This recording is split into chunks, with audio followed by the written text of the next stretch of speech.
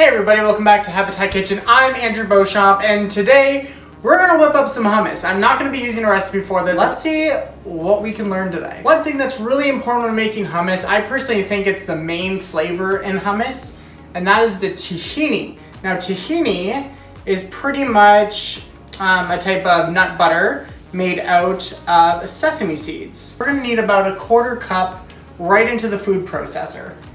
Now I'm just gonna eyeball this a little bit. To that I'm gonna add the juice from one lemon, about a quarter cup. And I'm going to whip the tahini and the lemon juice together. Took less than a minute. I'm going to add about 3 small cloves of garlic. If you wanna add more garlic, add more garlic. And before I put anything else in, I'm gonna whip that. Now it's important to scrape down the sides of the blender, especially after putting in the garlic, because having a big mouthful of a chunk of fresh garlic, it's good, it's not that good.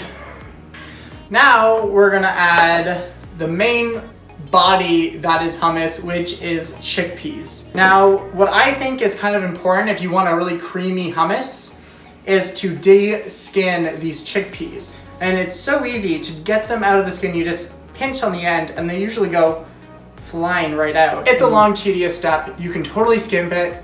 It'll be a delicious hummus no matter what. But if I'm being honest, whenever I make it just for myself off camera, I usually attempt to do this, and then about 2 minutes in, I'm like, you know, screw it.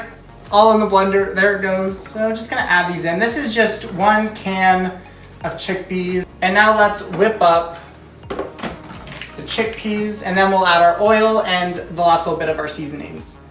Now what we need to do is I'm going to add 2 tablespoons of oil. I'm using avocado oil. And then also you're gonna add either 2 tablespoons of water or aquafaba. And I'm gonna use 2 tablespoons. The only reason I chose to use the aquafaba is because it already has a little bit of that chickpea flavor in it. And why throw it out? It is a magical ingredient after all. I'm also gonna add in a pinch of cumin and then a little bit of salt also into this. We're gonna whip this all together and then we'll see how the texture is. And we might need to add a little bit more aquafaba, a little bit more oil or lemon juice if we don't find it strong enough. Oh, it smells so good. So, this is looking very smooth. Let me see if I can take some up and show you that. That looks beautiful. Now, if you want it even smoother, you can just keep whipping it. I like the consistency. Now here, we gotta give it a taste.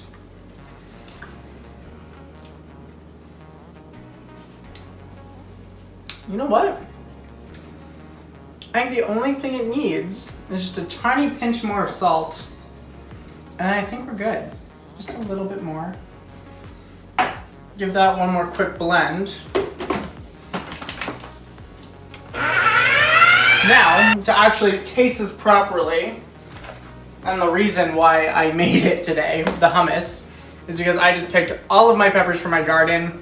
I need some good old dip for this. And that's gonna be the hummus. Cut up a few of my peppers. Now, let's try with the hummus.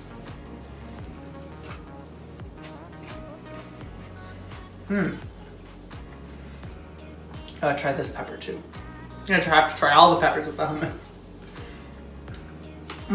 Delicious, so easy to make. If you're somebody who buys hummus at the store regularly, make it.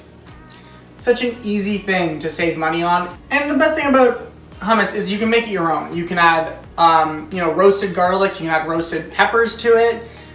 Different types of nuts. Beets, I know, is a very famous type of hummus. Beet hummus.